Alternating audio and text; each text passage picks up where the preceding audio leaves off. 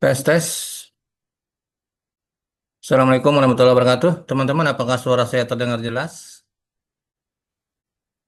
Siapa terdengar jelas? Dengar ya. Oke. Kita mulai jam 8 lewat 10 ya, sambil menunggu teman-teman yang lain juga nih.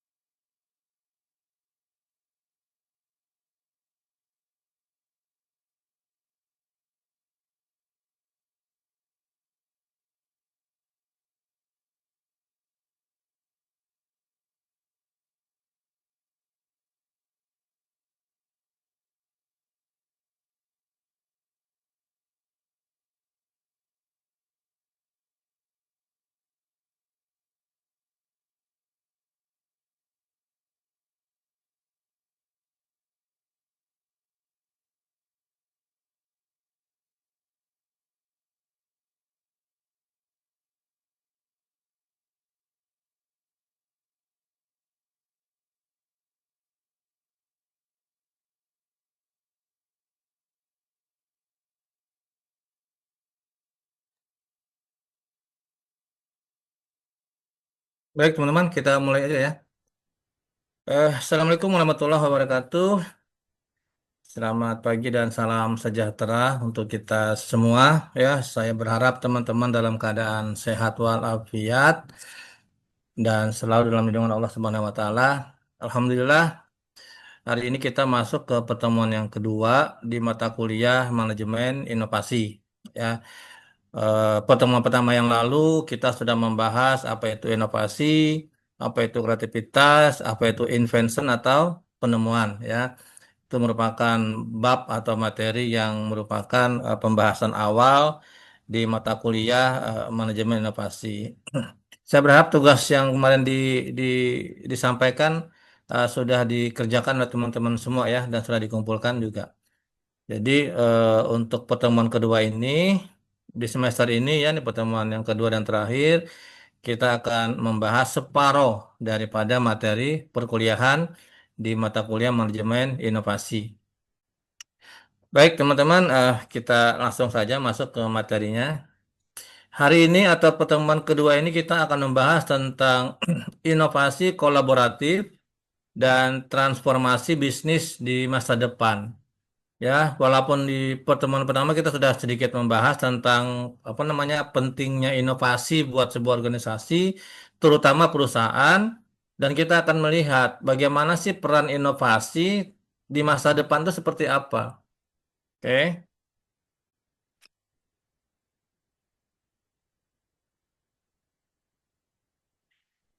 Inovasi terbuka dan kolaborasi.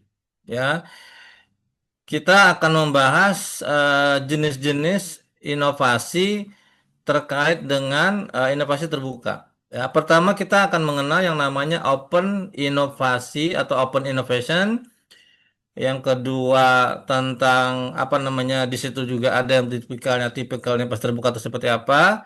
Inovasi terbuka itu apa saja apa namanya terdiri dari apa saja.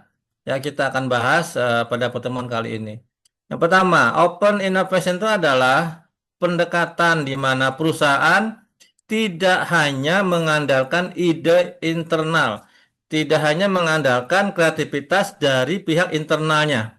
Ya, kita tahu pihak internal di sini bisa diartikan sebagai dari karyawannya atau dari organisasi itu sendiri. Itu namanya internal. Nah, open innovation adalah pendekatan di mana perusahaan tidak hanya mengandalkan ide internal, tetapi juga, oke, tetapi juga membuka diri terhadap ide teknologi dan pengetahuan dari luar organisasi. Ya, jadi dalam hal ini kalau kita bicara open innovation itu adalah perusahaan atau organisasi juga menerima ide, bahkan mungkin meminta ide, teknologi dan pengetahuan dari luar organisasi. Oke.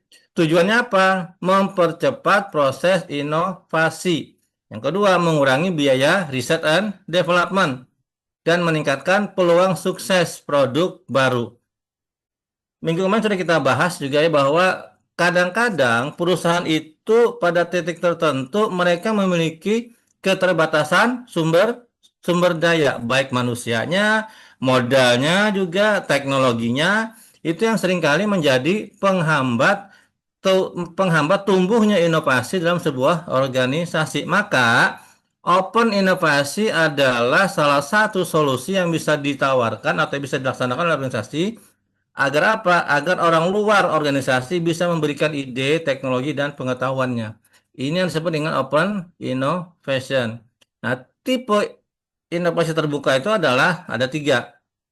Ya, yang pertama inbound open innovation, outbound open innovation, dan coupled open innovation. Kita lihat yang pertama inbound. Inbound open innovation itu adalah di mana organisasi mengadopsi ide, teknologi, atau solusi dari pihak eksternal. Ya, pihak eksternal di sini bisa dimaksud bisa bisa diartikan seperti startup, kampus atau universitas atau mitra industri. Lab-lab yang independen, laboratorium independen, lembaga-lembaga riset independen itu bisa digunakan oleh perusahaan untuk apa? Diajak bekerja sama, mengembangkan ide, ya, atau mengadopsi ide. Contoh, ada penerapan teknologi dari startup oleh perusahaan besar. Nah, ini bisa digunakan ya untuk jenis inbound open innovation. Yang kedua, ada namanya outbound open innovation. Di sini diartikan bahwa organisasi itu berbagi atau menjual teknologi ide miliknya kepada pihak lain untuk dikembangkan. Tadi sudah saya singgung sedikit bahwa perusahaan itu kadang-kadang mereka memiliki keterbatasan, terutama keterbatasan dalam hal apa? Modal, investasi, dana. Mereka memiliki keterbatasan, tetapi mereka punya ide, mereka punya gagasan tentang sebuah inovasi. Sehingga kalau kita bicara outbound open innovation, ide, gagasan yang mereka miliki, mereka kerjasamakan dengan pihak luar untuk dikembangkan. Nah, itu outbound namanya itu. Idenya dari organisasi atau perusahaan, tapi yang mengembangkannya, membuatnya jadi sebuah produk atau pelayanan, itu dikerjakan oleh orang luar atau organisasi dari luar. Perusahaan biasanya juga mendapatkan hak namanya alat apa lisensi, paten kayak gitu-gitu. Nah, yang ketiga ada namanya couple open innovation, ini kombinasi antara inbound dan outbound ya. Perusahaan berkolaborasi secara aktif dua arah dengan mitra eksternal untuk mengembangkan inovasi secara bersama-sama ya. Joint venture contohnya ya, antara korporasi dengan universitas, antara perusahaan dengan laboratorium independen, antara perusahaan dengan lembaga-lembaga riset independen. Itu contoh antara lainnya di antaranya adalah contoh penerapan couple open innovation. Selanjutnya ada juga dibahas tentang kolaborasi inovatif. Ya, contohnya adalah startup. Ya, startup itu membawa semangat eksploratif. Biasanya startup itu banyak ide mereka tuh, banyak gagasan mereka tuh. Mereka tuh selalu memberikan sesuatu yang sifatnya inovatif. Ya, perusahaan tuh bisa tuh berkolaborasi dengan pihak-pihak startup, mengembangkan ide-ide yang berpotensi atau berpeluang untuk memberikan keuntungan atau kesuksesan terhadap produk atau layanan. Akademisi juga bisa tuh ya. Perusahaan bisa bekerja sama dengan akademisi, melakukan riset tentang topik-topik tertentu, melakukan penelitian tentang potensi-potensi produk-produk tertentu.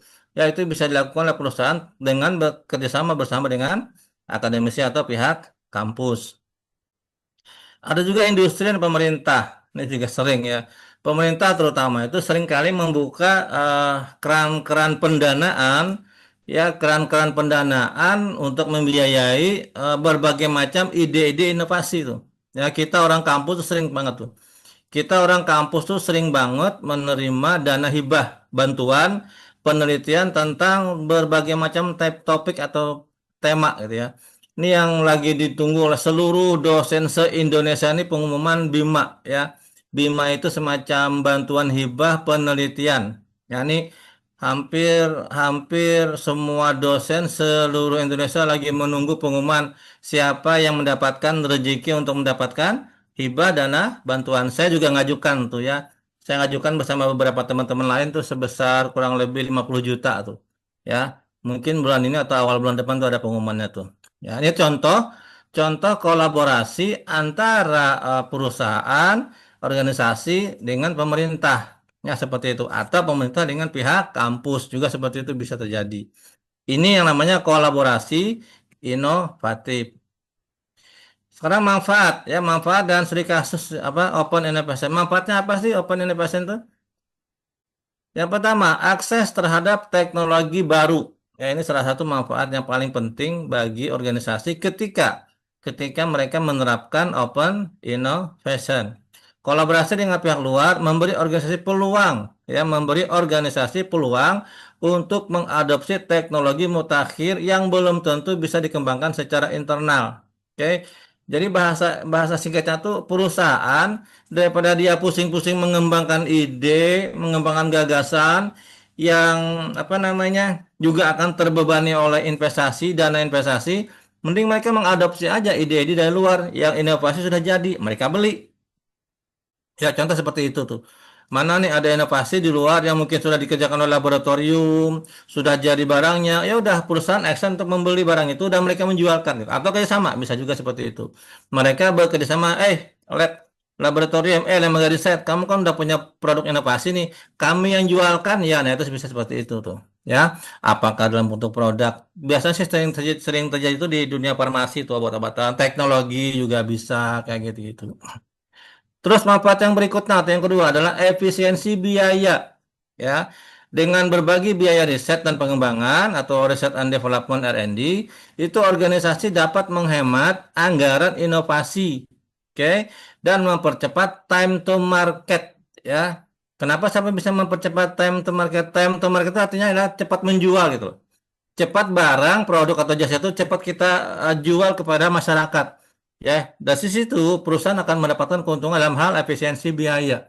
Artinya perusahaan tidak perlu banyak-banyak menggunakan biaya untuk mengembangkan sebuah ide, gagasan, inovasi, cukup dikerjakan oleh pihak luar, begitu jadi langsung dijual. Nah, itu manfaat yang kedua yaitu efisiensi dalam hal biaya. Yang ketiga manfaatnya adalah perluasan pasar. Open Innovation membuka peluang masuk ke pasar baru ya melalui mitra eksternal yang sudah memiliki jaringan akses pelanggan atau infrastruktur. Contoh, perusahaan bekerja sama dengan kampus. Nanti kampus juga pasti akan otomatis membantu pemasaran juga. Oke, jadi tanggung jawab marketing, pemasaran tuh bukan cuma dipegang oleh perusahaan, tapi juga pihak luar, pihak eksternal yang berkolaborasi dengan perusahaan. Kampus, laboratorium, lembaga riset, mereka juga pastinya akan dengan senang hati untuk apa? Membantu memasarkan. Sehingga bukan cuma perusahaan tuh yang nanti akan memasarkan, tapi juga akan dibantu oleh pihak eksternal. Ya, pihak eksternal tadi kita berkolaborasi. Itu manfaat daripada open innovation. Selanjutnya juga dalam hal kalau kita bicara open innovation tentu juga ada tantangannya dan ini nih yang sering terjadi ya sering terjadi tanda kutip kekisruhan keributan terkait apa terkait eh, pendapatan dari yang namanya HKI hak kekayaan intelektual royalti lah segala macam seringkali seperti itu tuh di awal-awal sepertinya nggak masalah lah nanti-nanti aja kita bahas. Tetapi begitu barang produknya laku keras sukses gitu ya, seringkali terjadi pertentangan, keributan terkait dengan pembagian hak kekayaan intelektual, pembagian royalti itu seringkali terjadi seperti itu tuh ya. Ini yang merupakan tantangan open innovation karena ada dua entitas, minimal ada dua entitas, perusahaan dan atau pihak luar. Tadi kan laboratorium kah, lembaga riset kah, kampus kah, atau organisasi-organisasi lain. Ini kan dua entitas yang betul-betul sama-sama kuat sebetulnya. Ya, jadi ketika mereka bekerja sama terhadap satu produk yang laku, umumnya, biasanya, walaupun tidak selalu ya, seringkali gitu terjadi perselisihan tuh tentang apa? Pembagian royalti, pembagian hak kekayaan intelektual. Ini tantangan yang merupakan seringkali terjadi. Makanya perusahaan itu biasanya di awal tuh mereka sudah secara notaris tuh. Umumnya secara notaril itu pasti bekerja sama apa bikin perjanjian tuh. Bagaimana kalau A, B, C itu pasti sudah diatur tuh, ya. Dan kita juga ya teman-teman juga kalau sudah bicara kolaborasi dengan pihak luar, kalau kita bicara bisnis, usahakan semuanya ada perjanjian hitam di atas putih gitu ya. Sehingga jelas gitu loh. Sehingga jelas pembagiannya seperti apa, baik pembagian keuntungan, pembagian royalti, pembagian segala macamnya lah. Itu harus jelas dicatat dan ditulis secara rapi. Terus tantangan berikutnya apa terkait dengan open innovation ini? Tantangan berikutnya adalah integrasi budaya dan tujuan.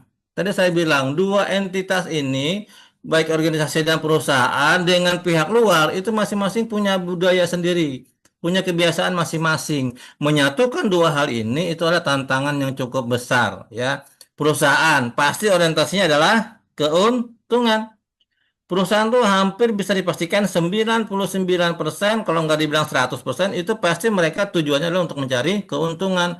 Kadang-kadang organisasi di luar itu kayak kampus gitu ya, kayak lembaga riset, laboratorium, tujuan mereka bukan mencari keuntungan. Kadang-kadang seringkali gitu ya. Tujuan mereka adalah apa? Aktualisasi diri, bagi penemunya, bagi penelitinya. Tujuan mereka apa? Untuk apa namanya mengembangkan sosial, ya jiwa-jiwa sosial atau kampus-kampus sosial, lembaga-lembaga sosial yang lebih apa? Produk mereka, temuan mereka, hasil inovasi mereka diterima orang banyak. Nah, tujuan itu kan kadang-kadang bisa bertentangan tuh, bertentangan antara tujuan perusahaan yang pengen untung, dapat keuntungan, dengan tujuan organisasi luar yang mungkin lebih mengarah kepada sifat sosial. Nah, itu kadang-kadang terjadi benturan di situ itu. Ya, makanya saya bilang di awal kalau teman-teman atau kita organisasi atau perusahaan ingin menerapkan yang namanya open innovation, maka di awal harus jelas dan tegas peraturannya, aturannya, kesepakatan seperti apa. Itu harus tegas di awal. Kalau perlu hitam di atas putih dicatatkan di apa di depan notaris. Itu lebih bagus. Sehingga akan meminimalisir terjadinya konflik. Ya, ini tantangan ketika perusahaan atau organisasi ingin menerapkan yang namanya open innovation. Selanjutnya, ini kita bicara beberapa contoh studi kasus yang sukses ya. Google, ya. Google tuh mengakuisisi startup yang kayak contoh YouTube tuh Google yang ngambil Android ya, DeepMind mereka mengambil alih inovasi atau layanan produk inovatif yang dibuat oleh YouTube. Procter and Gamble, P&G, ya, mereka juga sukses tuh, ya, mengajak mitra eksternal, membantu mengembangkan lebih dari 50% produk barunya. Tesla, ya, Tesla atau open source paten, ya, mereka juga mengambil atau membeli, membuka hak paten mobil listriknya untuk publik. Itu contoh-contoh perusahaan-perusahaan yang sudah sukses menerapkan open innovation. Sekarang kita lihat nih, manajemen research and development, manajemen R&D. Apa sih peran R&D? Di pertemuan pertama saya sudah singgung sedikit ya bahwa boleh dikatakan hampir semua perusahaan kelas menengah atas gitu ya dari middle sampai up top-top perusahaan atau bahkan yang sudah level korporasi hampir semua memiliki satu divisi yang namanya divisi research and development. Hampir semua punya itu. Ya, dalam rangka apa? Ya ini kita bahas ya. Dalam rangka apa? Perannya yang sangat penting. Pertama, perannya adalah penggerak utama inovasi. Development, Research and Development Unit, ya, Departemen R&D, peran utamanya adalah penggerak utama inovasi. Mereka lah divisi R&D inilah yang bertanggung jawab untuk menciptakan produk, layanan, atau proses baru. Mereka lah yang bertanggung jawab membuat sesuatu yang baru untuk perusahaannya atau untuk organisasinya, ya. Dan peran yang kedua adalah R&D berperan sebagai sumber keunggulan kompetitif. Kita sudah bahas minggu kemarin bahwa salah satu eh, faktor yang membuat sebuah organisasi atau perusahaan itu memiliki keunggulan itu adalah bersumber dari R&D. Bagaimana lembaga risetnya, unit risetnya, divisi risetnya itu bisa berkembang dan terus-menerus bisa menghasilkan produk atau layanan yang baru. Kalau itu bisa tercapai, maka perusahaan akan memiliki yang disebut dengan keunggulan kompetitif. Dan ini ya, kalau kita bicara keunggulan kompetitif, ini adalah salah satu syarat mutlak, ya, syarat mutlak yang harus dimiliki oleh sebuah perusahaan kalau ingin bertahan dalam jangka yang panjang. Ya, sustainability-nya panjang itu. Maka salah satu syaratnya adalah harus memiliki inovasi yang berkelanjutan, sustainability innovation. Nah, sumber pendanaan R&D. Biasanya riset and development itu bukan biasanya, memang pasti sumber dana itu dari laba internal, dari keuntungan perusahaan. Itu disisihkan sekian persen, dana dari keuntungan itu diberikan kepada Departemen R&D. Ini ada dana sekian, kalian tolong olah dana ini jadikan produk atau layanan baru. Buat inovasi-inovasi baru dari laba atau keuntungan kita yang sekian persen itu. Oke. Yang kedua, ada juga sumber pendanaan lain itu dari yang namanya hibah penelitian pemerintah. Ya, terus saya singgung kan. Pemerintah tuh suka banget tuh mereka memberikan dana hibah untuk organisasi melakukan penelitian, penemuan, inovasi terhadap berbagai macam produk yang sifatnya baru. Pemerintah sering kali itu. Kayak sekarang kan yang lagi booming itu apa? Produk-produk kendaraan listrik itu pemerintah mensubsidi itu, ya kan? mereka memberikan dana-dana hibah penelitian untuk bisa kita kembangkan. Untuk organisasi bisa mengembangkan produk-produk kendaraan berbasis listrik. Ya, dari hibah penelitian dana itu. Atau yang ketiga, modalnya atau sumber pendanaannya bisa juga berasal dari modal ventura atau mitra bisnis, ya. Perusahaan startup atau skala menengah itu bisa tuh berkolaborasi ya dengan investor, pihak investor eksternal untuk mendanai pengembangan produk inovatif perusahaan dengan lembaga luar, ya, perusahaan dengan lembaga riset. Ya gimana nih kita kembangkan produk baru nih, ada penemuan inovasi baru, teman cuman pendanaan di bagaimana? Oke, kita atur apakah 50-50 sumber pendanaannya atau sekian persen itu diatur lah ya. Yang penting ada dana untuk bisa ide-ide inovasi itu bisa dikembangkan. Nih, selanjutnya strategi R&D. Ya, ada beberapa strategi yang bisa diterapkan oleh Research and Development. Pertama, sentralisasi dan desentralisasi. Ya, kalau kita bicara sentralisasi, maka kita akan bicara bahwa inovasi atau strategi R&D itu dilakukan secara terpusat, terkontrol di kantor pusat atau di satu titik tertentu. Itu namanya sentralisasi. Ya, tapi kalau kita bicara ada juga tuh desentralisasi, ya. Berarti perusahaan memberikan keleluasaan, ya. Organisasi memberikan keleluasaan terhadap setiap unit untuk melakukan inovasinya masing-masing. Silakan.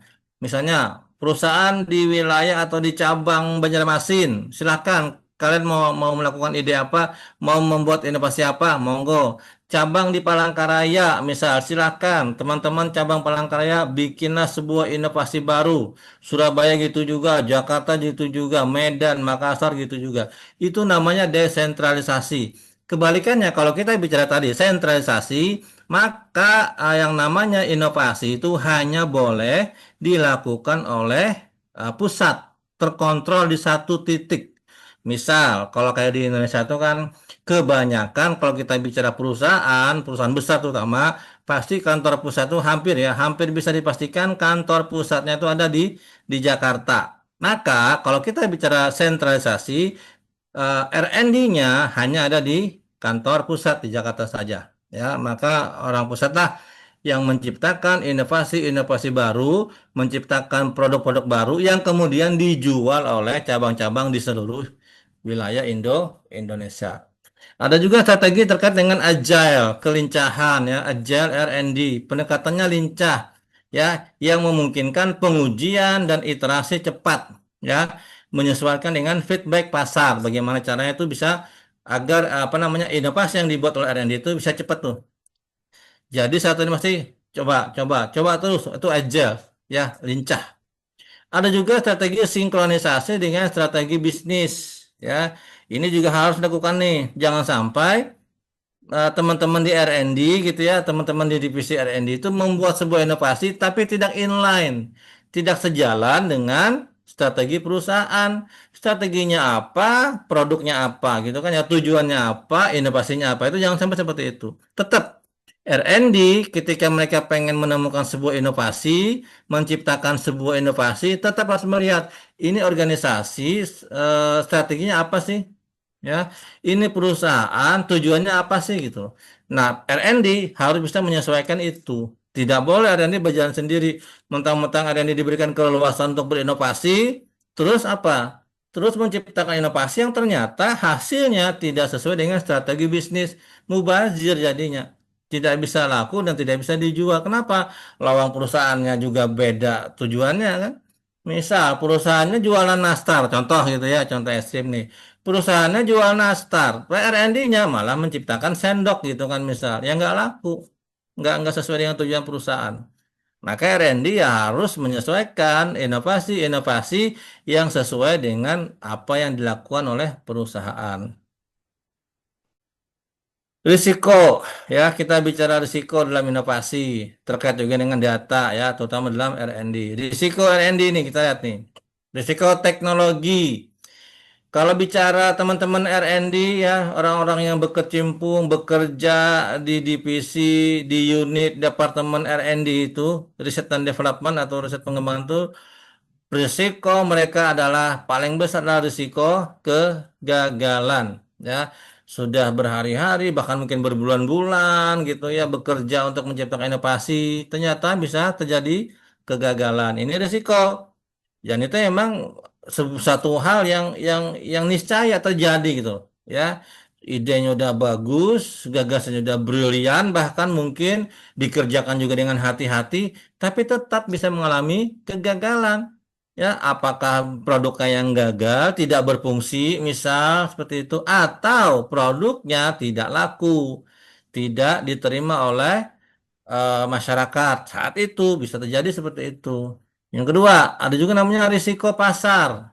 Ya, tadi risiko pasar itu adalah tidak laku, barangnya tidak laku. Sudah capek-capek berbulan-bulan, bahkan ada sampai bertahun-tahun tuh, ya menciptakan satu produk. Sudah optimis tuh perusahaan, sudah sangat yakin tuh organisasi ini produk, ini barang, ini jasa akan laku. Ternyata pasar menolak atau paling tidak belum bisa menerima gitu. Itu bisa terjadi. Ya, itu risiko yang sering kali dihadapi oleh orang-orang yang berkecimpung dalam R&D atau riset dan development. Ada risiko finansial, ya. Kegagalan ya pasti akan menyebabkan risiko finansial kerugian. Ya, sudahlah investasinya besar, ratusan juta bahkan mungkin miliaran, begitu jadi malah gagal produknya.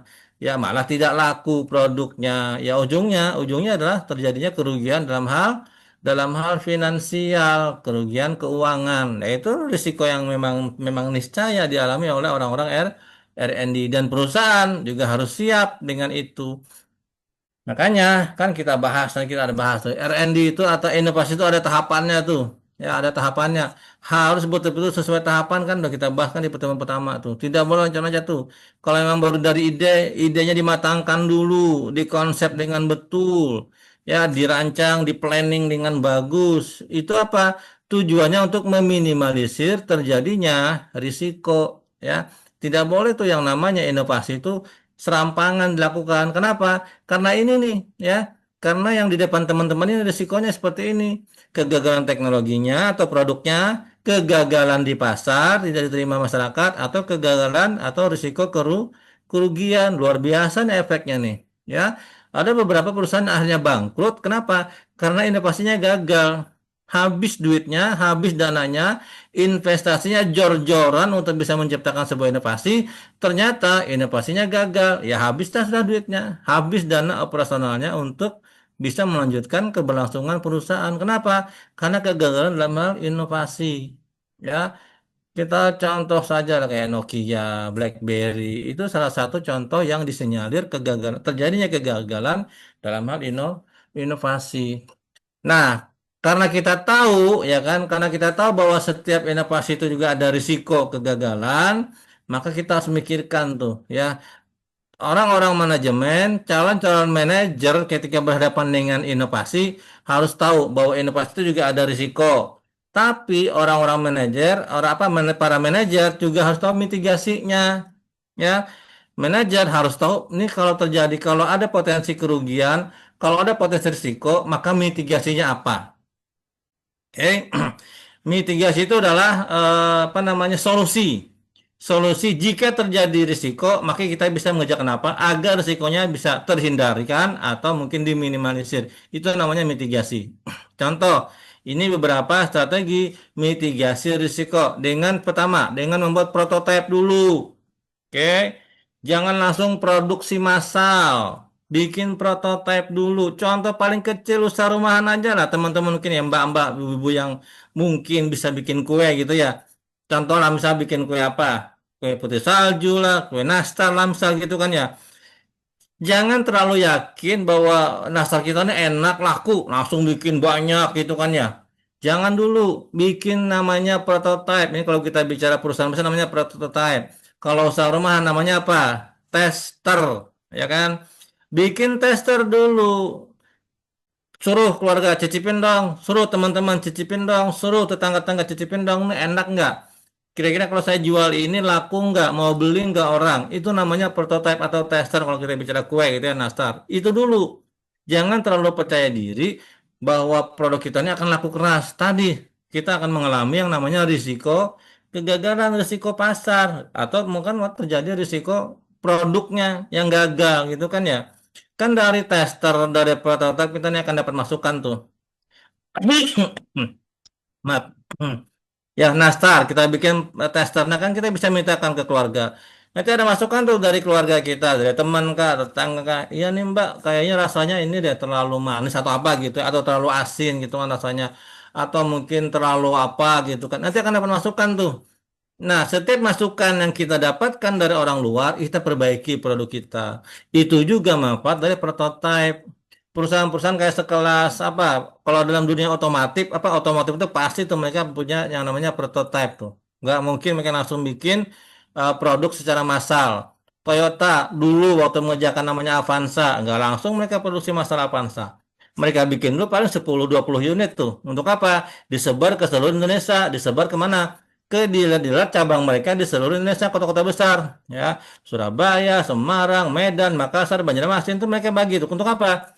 Ini ada yang namanya prototype Avanza, ya. Tolong kalian mintakan ke pelanggan-pelanggan potensial untuk uji coba, test drive, ya.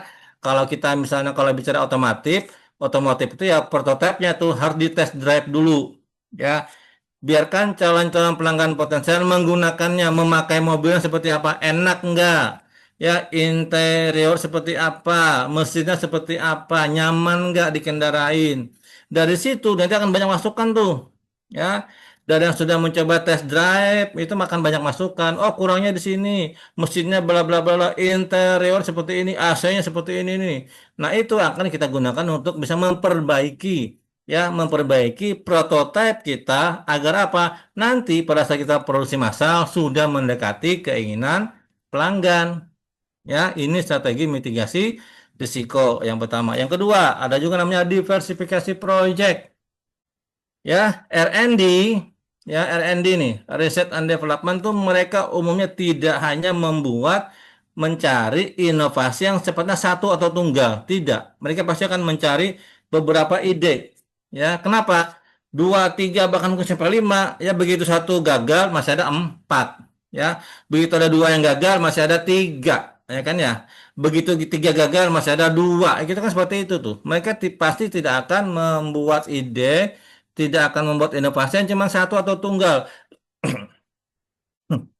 Risikonya terlalu besar gitu lah. Ya, risikonya terlalu besar kalau cuma mengandalkan satu ide inovasi saja.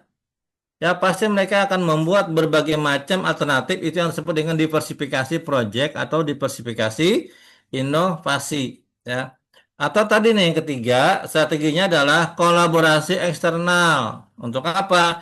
Meminimalisir risiko. Supaya apa? Supaya risikonya tidak 100% ditanggung oleh organisasi atau perusahaan.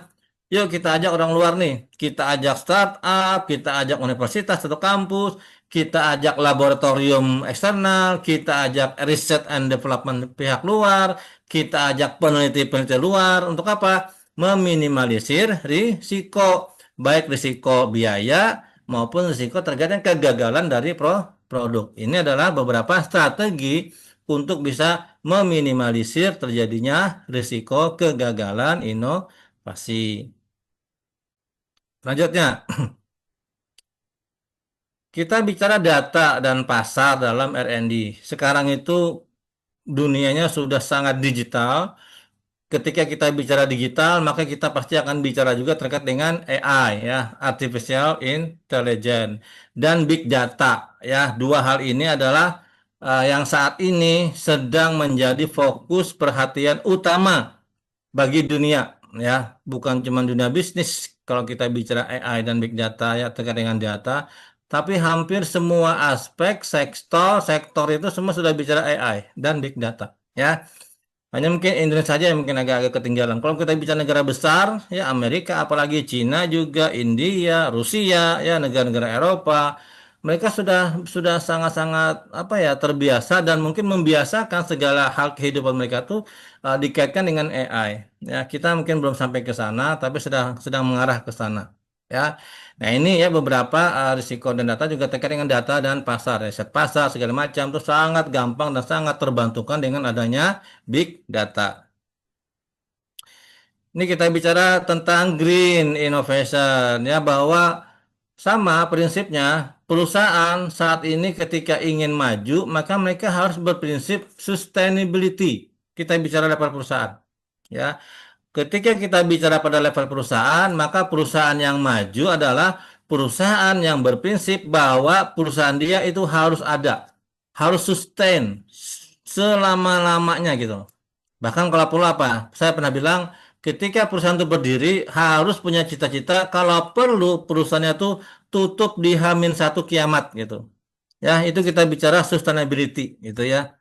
Tidak boleh ada perusahaan berdiri, saya mendirikan perusahaan paling setahun 2 tahun aja lah. Itu nggak boleh seperti itu ya.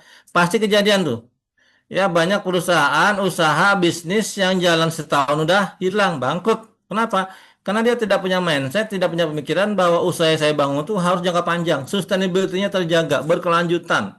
Nah, bicara inovasi juga harus mempertimbangkan prinsip-prinsip sustainability dan green innovation. Ini harus dipikirkan, ya. Pertama, ya kita bahas tentang inovasi berkelanjutan atau sustainability innovation. Itu definisinya apa? Inovasi yang tidak hanya mengejar keuntungan ekonomi, tetapi juga mempertimbangkan dampak lingkungan dan sosial. Kita bicara sustainability itu adalah usaha, bisnis, perusahaan yang juga harus mempertimbangkan efek-efek atau dampak-dampak terhadap sosial dan lingkungan dan segala macam. Tujuannya apa? Tujuannya adalah menjaga keseimbangan antara pertumbuhan bisnis dan kelestarian alam serta kesejahteraan masyarakat. Manfaatnya apa? Manfaatnya meningkatkan citra perusahaan, membuka akses ke pasar hijau atau green market, dan mendukung regulasi sustainability atau keberlanjutan. Selanjutnya, ketika kita bicara inovasi, maka kita pasti akan membahas yang namanya ekonomi sirkular. Ya, konsep dasarnya apa? Konsep dasarnya adalah kita bicara sistem sebuah ekonomi yang apa namanya itu dikaitkan dengan sustainability tadi adalah daur ulang. Oke, tidak boleh lagi ada produk yang habis dalam sekali pakai bahkan membuat limbah. Nah, itu sekarang arahnya ke sana. Ya, perusahaan harus memikirkan atau harus berpikir bagaimana produknya itu bisa didaur ulang. Ya, itulah salah satu prinsip kalau kita bicara tentang ekonomi sirkular. Oke, prinsipnya adalah daur ulang, pemanfaatan ulang sumber daya yang harus dikembangkan oleh perusahaan. Pertama, apa sih prinsipnya terkait dengan ekonomi sirkular? Ada yang namanya prinsip 4R. Ya, ada rating, reduce, reuse, recycle. Oke, 4R yaitu namanya kalau kita bicara ekonomi sirkular, maka kita harus mempertimbangkan empat ini. Rating, mendesain ulang produk agar lebih awet dan mudah diperbaiki. Ya, kalau dulu kan orang kalau dulu ya saya sempat merasakan betul tuh barang-barang, produk-produk yang dibikin perusahaan tuh malah dulu dibikin gimana cepat rusak. Kenapa? Kalau dibikin cepat rusak, orang bisa beli lagi gitu. Kan gitu prinsip ekonomi dulu kan. Nah sekarang nggak boleh lagi seperti itu. Perusahaan, organisasi harus berpikir keras bagaimana caranya produk yang mereka buat itu bisa awet tahan-tahan lama. Bahkan bisa diperbaiki. Jadi orang nggak perlu beli baru, tapi barangnya ada itu bisa diperbaiki gitu. Ya. Yang kedua, reduce, mengurangi penggunaan bahan baku dan energi seminimal mungkin. Bahan baku misal apalagi kan bahan baku yang dari kayu, yang sumber utamanya dari hutan, itu harus dikurangi diminimalisir. Kenapa? Kondisi sekarang kan luar biasa. Banyak hutan yang sudah mengalami penggundulan, ya, banyak hutan yang sudah mengalami penambangan-penambangan yang begitu masif sehingga apa? Hutan banyak yang sudah rusak, gitu kan ya. Energi juga harus banyak-banyak digunakan seminimal mungkin. Lagi heboh-heboh kan ya, lagi ribut-ribut kan sekarang soal energi kan, terutama bahan bakar kan. Apalagi sejak terjadinya perang Iran dengan Amerika Israel itu kan ya salah satu sumber energi utama saat ini kan lagi bermasalah di dunia kan BBM, minyak segala macam. Nah itu di situ orang sudah mulai berpikir, mungkin sudah jauh-jauh sebetulnya bagaimana caranya bisa menghemat sumber daya energi agar bisa lebih lebih efisien ya terkait dengan penggunaannya. Ada juga namanya reuse, ya, menggunakan kembali produk dan atau komponennya tadi ya kaitannya juga dengan rating bagaimana caranya produk itu bisa bertahan lama, bisa digunakan kembali baik produknya secara utuh maupun komponen-komponennya ya. Dan yang terakhir dari prinsip 4R adalah recycle, didaur ulang, bisa didaur ulang. Tidak boleh ada produk yang habis berujung pada yang namanya limbah. Itu tidak boleh. Ya, ini prinsip sirkular atau ekonomi sirkular yang berkaitan dengan green, ya green product itu yang sedang saat ini menjadi topik utama pembahasan dunia lah, global, ya. Bahkan kalau orang-orang Eropa, orang-orang Barat gitu ya, Eropa, Amerika itu mereka sudah sangat ketat, ya, sangat strict gitu ya terkait dengan produk. Mereka berprinsip jika ada produk yang dibuat oleh perusahaan melanggar prinsip green, melanggar prinsip kepedulian terhadap lingkungan, bahkan mungkin merusak lingkungan, mereka sepakat untuk menolak produk itu. Ya, akan diboikot produk yang disinyalir, diduga, bahkan mungkin terbukti merusak lingkungan. Itu kalau bicara Eropa, Amerika, masyarakatnya, rakyatnya pasti akan ketat. Mereka pasti akan menolak membeli, bahkan mungkin menolak menerima. Contoh sudah terjadi kan? Produk sawit kita pernah kan tuh diboikot di Eropa. Kenapa? Karena Eropa menuduh produk-produk sawit dari Indonesia itu disinyalir, dituduh oleh mereka merusak lingkungan. Kita sempat tuh, saya nggak tahu masih nggak. Jangan-jangan masih nih, jangan-jangan masih kan sawit kita ditolak di Eropa. Yang saya tahu sawit kita sekarang dialihkan ke beberapa negara Amerika Latin tuh, yang masih menerima lah. Mereka masih belum tanda kutip masih belum aware dengan belum peduli lah dengan prinsip lingkungan. Tapi Eropa, Amerika, mereka menolak produk sawit kita. Saya lupa apakah masih berlaku atau sudah dicabut tuh. Ya, nanti teman-teman bisa ngecek sendiri gitu. Dampaknya apa nih dari ekonomi sirkular? Dampaknya ekonomi sirkular adalah mampu menekan limbah industri. Ini harapannya ya. Harapannya kalau seluruh organisasi di seluruh dunia, seluruh bangsa negara menerapkan prinsip ekonomi sirkular, maka yang namanya limbah industri, biaya produksi itu akan lebih lebih hemat. Juga akan mengurangi emisi emisi karbon ya, baik itu polusi segala macam itu akan berkurang. Harapannya bumi bisa menjadi jauh lebih lebih baik dan lebih sehat. Itu ekonomi sirkular. Produk ramah lingkungan ya, kaitannya juga dengan produk green ya, green innovation ya, green product, sustainability pasti akan berbicara dengan tentang produk yang ramah lingkungan. Ciri-cirinya seperti apa sih produk ramah lingkungan itu? Ciri-cirinya antara lain bahan bakunya terurai, mudah terurai oleh tanah, oleh alam. Itu adalah produk-produk yang ramah lingkungan. Hemat energi ya, saat diproduksi juga lebih efisien, yaitu ciri-ciri dari produk ramah lingkungan. Contoh, lampu LED hemat energi, ya kemasan biodegradable, sepatu dari plastik daur ulang. Ini contoh-contoh ya produk-produk yang mempertimbangkan lingkungan. Ini strategi hijau ya, green strategi dan regulasi.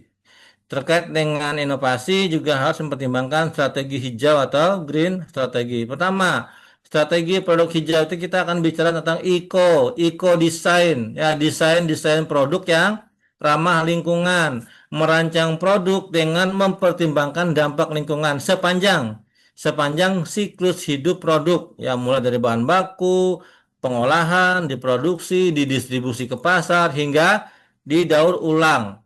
Oke, kayak produk furniture itu kayak IKEA ya, IKEA itu sudah menerapkan tuh produk-produk furniture dari IKEA itu pasti bisa didaur ulang ya, yang sudah rusak tuh bisa tuh diperbaiki lagi oleh mereka. Jadi mereka sudah menerapkan prinsip-prinsip daur ulang. Contoh lagi kalau Indonesia itu perusahaan yang menerapkan prinsip ini adalah ini Unilever ya. Unilever juga menerapkan itu tuh bungkus-bungkusan dari produk mereka tuh mereka bisa mendaur ulang tuh ya. Unilever, IKEA itu adalah dua perusahaan di Indonesia yang sudah menerapkan prinsip green product. Ada lagi namanya energi terbarukan. Oke, sumber energi dari matahari, ya, angin, bioenergi dalam proses produksi, ya. Misal untuk membangkitkan listrik mesin-mesin, banyak sudah perusahaan yang menggunakan tenaga matahari, angin juga dimanfaatkan. Jadi tidak lagi menggunakan listrik yang bersumber pembangkitnya itu dari apa namanya bahan-bahan yang sifatnya fosil, minyak bumi ya, batu bara itu kan sifatnya fosil tuh dan itu bisa habis. Ke depan juga akan habis ya. Makanya sekarang itu perusahaan diarahkan untuk energinya itu diarahkan bagaimana caranya bisa memanfaatkan semaksimal mungkin energi-energi yang di luar fosil, non fosil namanya. Itu matahari kah, angin kah, bioenergi kah ya. Jadi perusahaan sedang diarahkan sudah diarahkan ke sana. Lanjutnya, tren pasar sekarang seperti apa sih? Ya, sekarang itu konsumen semakin peduli. Ya, masyarakat kini lebih memilih produk yang ramah lingkungan. Ya, Indonesia juga insya Allah sudah mengarah ke sana. Sudah mulai ke arah sana. Tadi saya bilang kalau Eropa, Amerika, mereka udah ketat. Ya, mereka sudah bahkan sudah punya standar.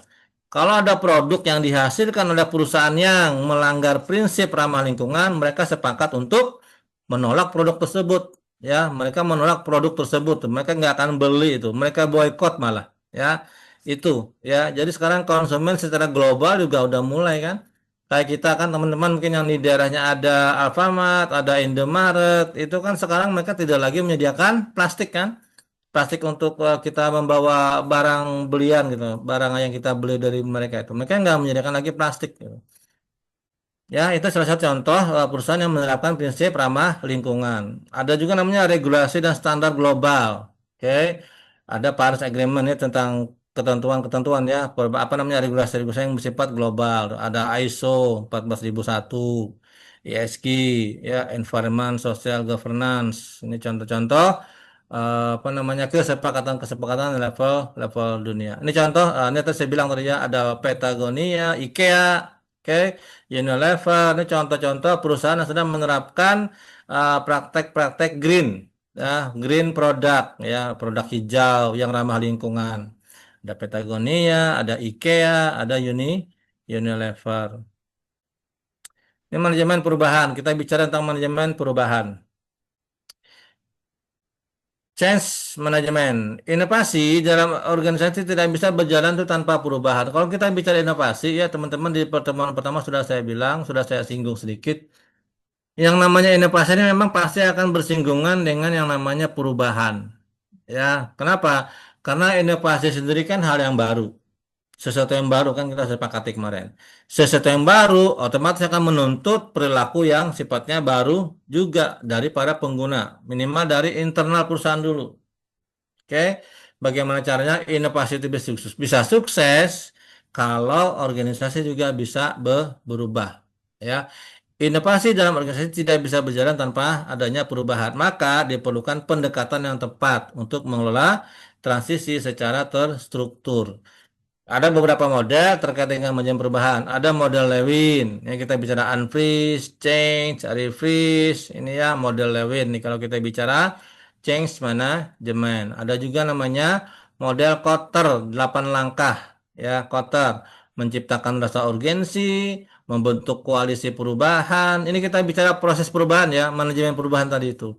Membangun visi dan strategi, oke, mengkomunikasikan visi perubahan, memberdayakan karyawan untuk bertindak, ya, mencapai kemenangan jangka pendek, mengkonsolidasikan perbaikan, dan melembagakan perubahan dalam budaya organisasi. Ini perannya yang paling utama adalah dipegang oleh yang namanya leader, manager, ya, supervisor, kah, direktur.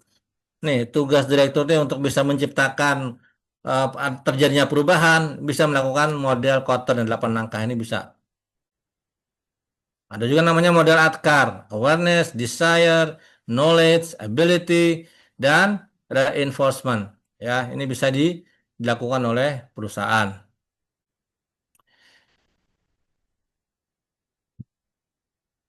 Oke, tantangan utama dalam perubahan. Ya, ada namanya resistensi karyawan. Sudah kita bahas tadi pertama-tama. Memang tantangan perubahan organisasi itu ya sama juga sih tantangan ketika menerapkan inovasi. Adanya resistensi karyawan tuh, penolakan dari karyawan, orang-orang yang ngapain sih ada perubahan, ya, ngapain sih kita harus berubah, itu selalu akan selalu ada di antara organisasi itu karyawannya melakukan resistensi itu penolakan pasti akan ada tuh. Bisa juga tuh adanya budaya organisasi yang kaku. Organisasinya tuh yang memang kaku banget, susah berubah gitu. Baik karena strukturnya yang memang malas diotak-atik, pokoknya strukturnya gitu aja lah dari level atas, menengah sampai bawah begitu aja, nggak usah berubah. Itu kalau sudah kita bicara struktur organisasi yang kaku, maka akan mengalami yang namanya kesulitan untuk melakukan perubahan, ya. Atau yang ketiga, keterbatasan sumber sumber daya, ya, SDM-nya yang nggak paham, tidak terlatih, kurangnya waktu untuk bisa menerapkan perubahan, anggaran juga terbatas, itu juga bisa memperlambat pelaksanaan perubahan.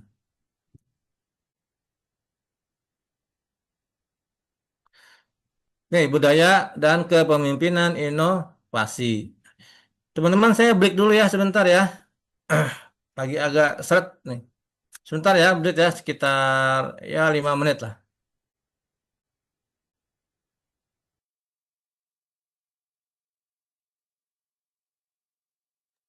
Teman-teman yang mau minum, ngopi, silakan dulu ya. Di sekitar 5 menit ya. Siap, Pak.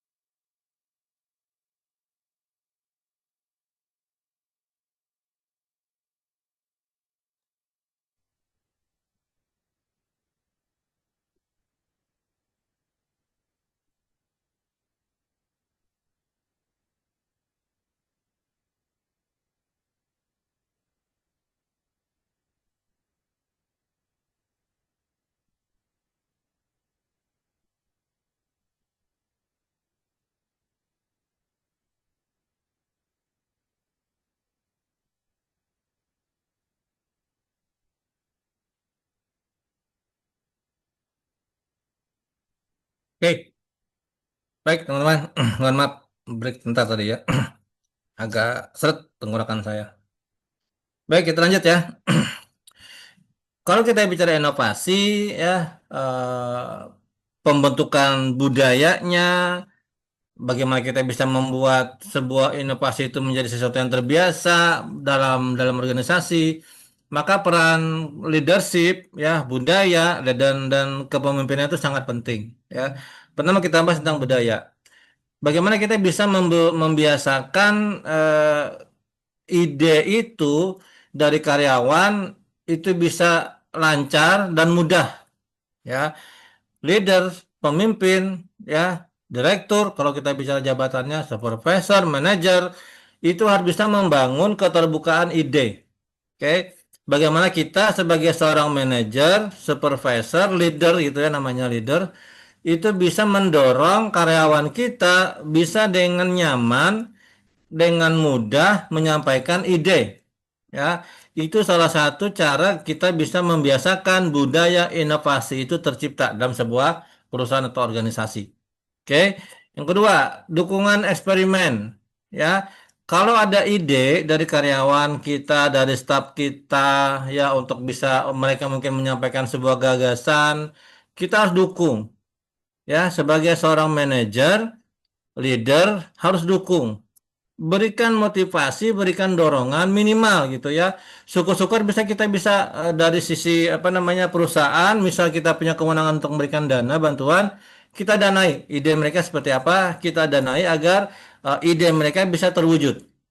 Oke. Dan jika memang misalnya idenya gagal, tetap kita harus hargai ya. Jangan sampai misal karyawan sudah memberikan ide yang banyak, yang bagus, brilian bahkan mungkin, tetapi ketika di apa diimplementasikan gagal dan kita sebagai leader kemudian malah membuli misal gitu ya. Alah idenya seperti apa sih kok gagal? Ah gagasannya kok gagal. Sebagai leader itu tidak boleh seperti itu. Oke. Apapun itu, kalau memang di awal sudah kita nilai bagus, walaupun kemudian pada saat implementasi gagal, tetap kita hargai. Kenapa? Agar karyawan kita terus termotivasi, semangat untuk apa? Menggali ide-ide kreativitas mereka, gitu loh. Jangan sampai pada saat mereka gagal terus kita bully, mereka jadi apa namanya tuh mutung lah gitu ya, apa namanya tuh baper gitu kan, apalagi namanya malas lah. Kenapa? Aku malas ah ngasih-ngasih ide buat organisasi, malas ah ngasih ide buat perusahaan. Kenapa? Karena nanti kalau gagal dibully, apa namanya malah mungkin dapat dapat teguran, dimarahin. Nah, itu nanti seperti itu akan membuat ide-ide dari karyawan kita akan buntu. Mereka akan malas, mereka tidak akan pernah mau lagi memberikan ide mereka. Kenapa? Karena kita sebagai leader, sebagai pemimpin tidak menghargai ide mereka. Ya, tetap, walaupun gagal nggak masalah. Ayo coba lagi, ayo berikan ide baru lagi. Pasti akan ada ide yang berhasil. Ya, seperti itu.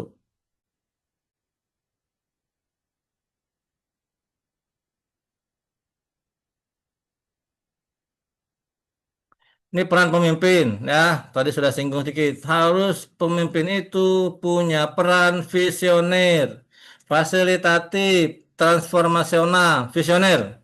Kita bicara ke depan seperti apa? Kemampuan, salah satu ya. Salah satu kemampuan yang harus dimiliki oleh seorang leader, pemimpin, manajer, apapun namanya adalah kemampuan yang bicara apa? Kemampuan bicara visi. Dan yang terpenting adalah menyampaikan visinya apa. Kita sebagai leader pengennya apa sih? Perusahaannya harus ke depan tuh mau jadi apa? Kemampuan leader menerjemahkan visi itu yang diperlukan. Dan agar apa? Agar karyawan kita, staf kita, SDM kita paham dan bisa berjalan seiringan dengan kita, beriringan dengan kita itu. Ya, kenapa? Kalau kita sebagai pemimpin tidak visioner, tidak bisa menjelaskan visi tujuan kita apa, nanti anak buah kita, tim kita, staf kita akan jalan masing-masing, akan jalan sendiri-sendiri mereka. Ya, yang satu ke hulu, yang satu ke hilir, ya, yang satu ke kanan, yang satu ke kiri, malah ada yang mundur. Kalau kita sebagai leader, pemimpin tidak bisa menerjemahkan visi kita apa. Ya, kemampuan, skill, salah satu kemampuan dan skill yang harus mutlak, ya, kalau saya bilang mutlak, dimiliki oleh seorang leader adalah kemampuan menjelaskan visi ke depan mau apa. Itu harus punya tuh seorang leader. fasilitatif, ya, harus bisa kita memfasilitasi ide-ide karyawan kita, gagasan-gagasan mereka, ide-ide kreatif mereka itu harus bisa kita fasilitasi. Kamu punya ide apa? Begini-begini, Pak. Oke, kerjakan. Kamu perlu fasilitas apa? Kamu perlu dibantu apa dari perusahaan? Ya, kamu perlu sarana prasarana apa dari perusahaan, dari organisasi? Sediakan agar apa? Agar ide mereka tidak luntur, agar ide mereka tidak mati, agar apa? Agar kreativitas mereka tidak terhambat. Maka peran pemimpin adalah memfasilitasi ide-ide yang mereka berikan. Tentu ada namanya pemilahan, tentu ada namanya saringan gitu ya. Kan kalau semua karyawan, contoh lah kalau kita punya staf karyawan aja misalnya 20 misal gitu ya. Masing-masing memberikan ide, kan ada 20 ide tuh.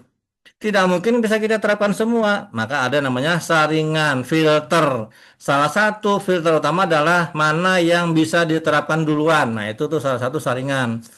Oh, ide dari si B Pak. Oke, itu dikerjakan. Yang lain nunggu gantian, gitu ya. Itu caranya untuk kita bisa apa namanya memfasilitasi ide. Nggak mungkin 20 karyawan, 20 punya ide, 20-20-nya langsung kita kita terapkan, nggak mungkin. Tadi kan terkendala sumber daya, baik modal manusianya maupun sarana dan prasarana dan teknologi itu yang menjadi hambatan kita. Makanya harus disaring juga, harus difilter juga. Mana nih yang paling penting kita terapkan? Oke, itu dulu. Yang lain nunggu ya. Begitu selesai kita terapkan lagi berbagai macam ide-ide itu. Itu contoh.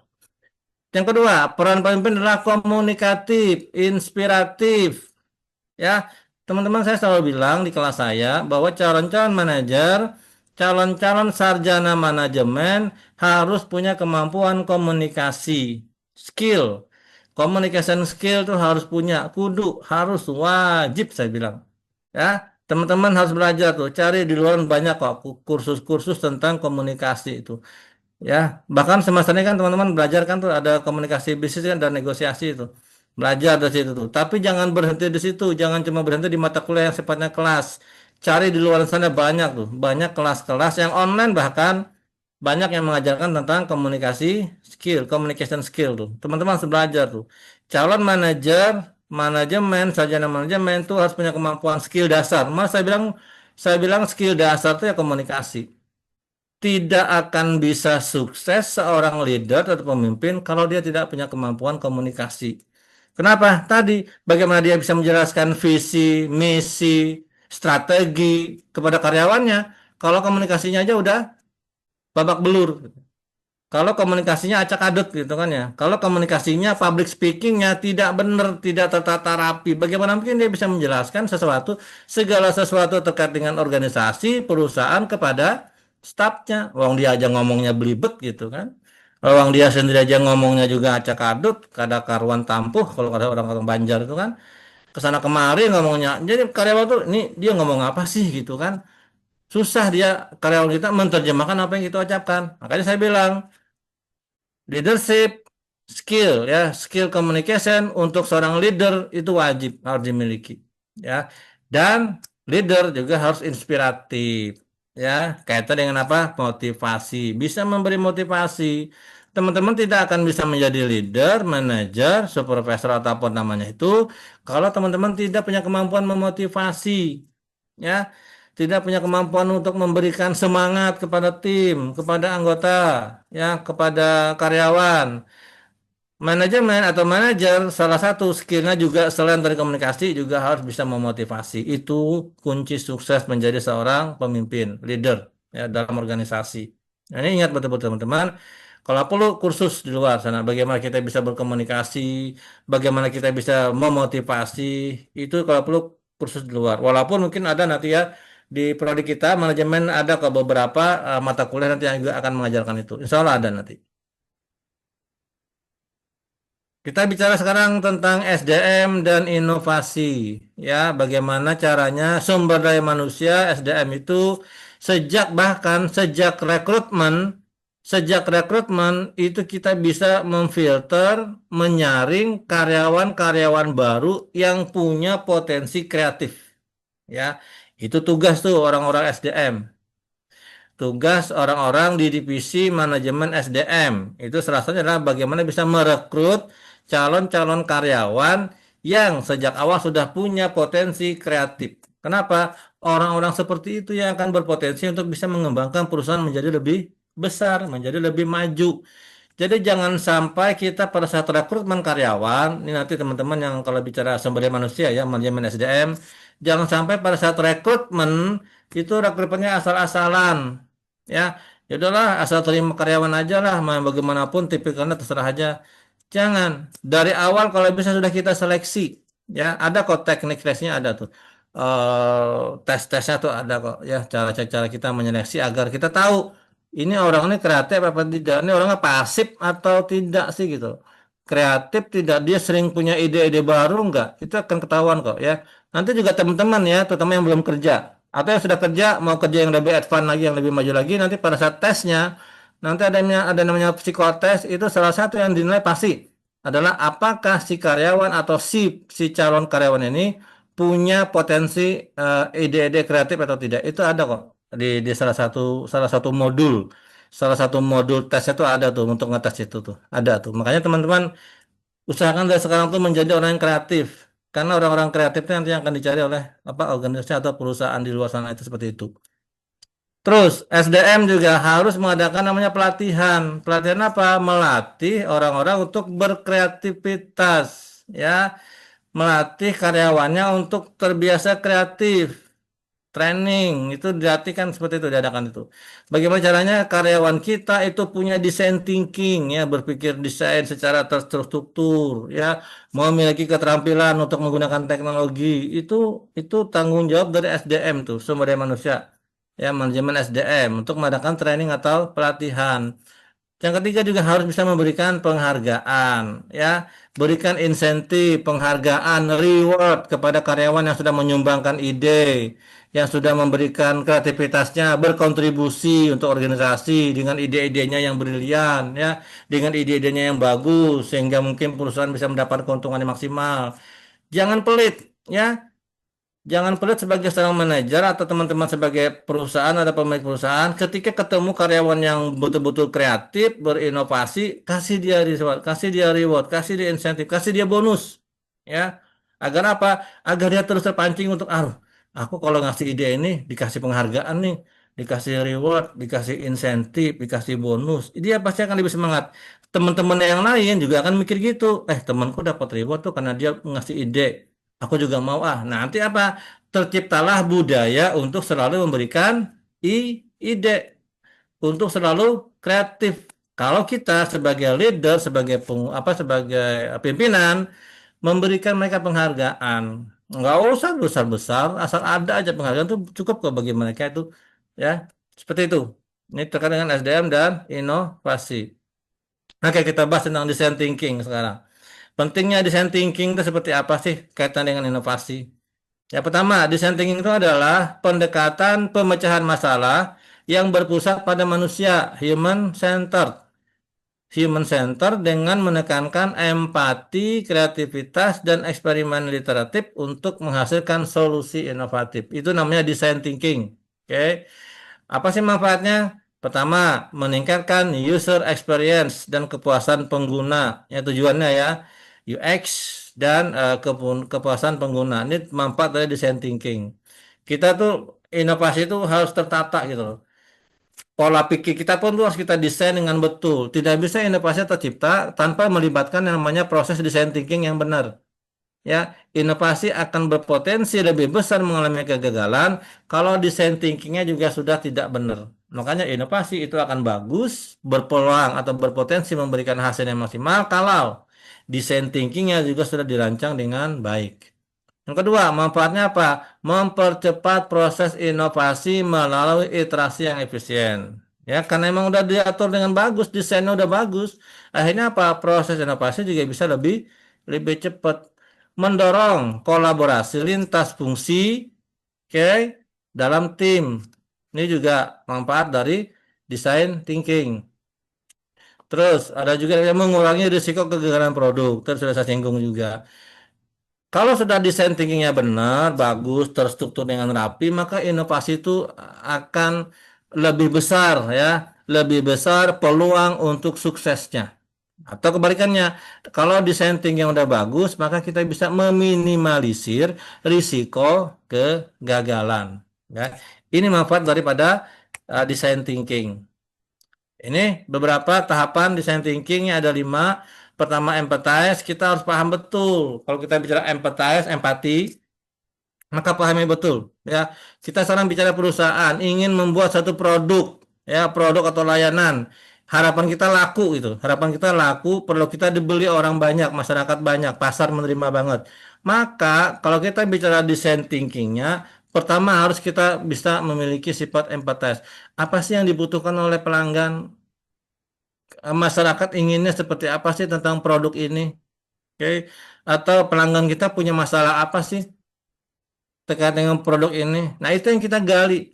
Caranya seperti apa? Melalui observasi, wawancara, ya ngobrol langsung dengan calon-calon pengguna. Ya, tadi saya contohkan kalau dalam dunia otomotif, ya kita ngobrol lah. Masyarakat yang biasa menggunakan mobil tuh pengennya seperti apa sih dari sebuah mobil itu seperti apa gitu. Oh, yang interiornya nyaman, Pak. Ya, yang setirnya enak, tempat duduknya empuk, yang interiornya nyaman gitu kan. Nah, itu yang kita jadikan masukan. Ya, kita jadikan masukan untuk kita bisa menciptakan produk inovasi yang baru gitu. Yang mesinnya ini, Pak, yang kecil tapi tenaganya besar mungkin gitu kan ya. Bisa aja seperti itu kan supaya apa? Supaya space di kabin mesin tuh nggak boros. Jadi bisa aja seperti itu, ya. Ya kita ciptakanlah bagaimana caranya bikin mesin kecil tapi tenaganya tetap besar gitu.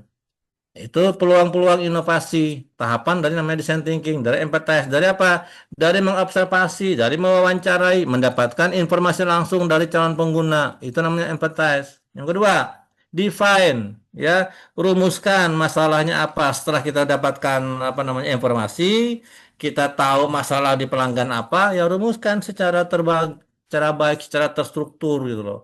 Oh, rumus masalahnya ini. Oh, ternyata ada masalah begini-begini nih di masyarakat, di calon pelanggan. Ya udah rumuskan dengan baik. Ternyata apa? Cari ide-idenya untuk solusinya apa.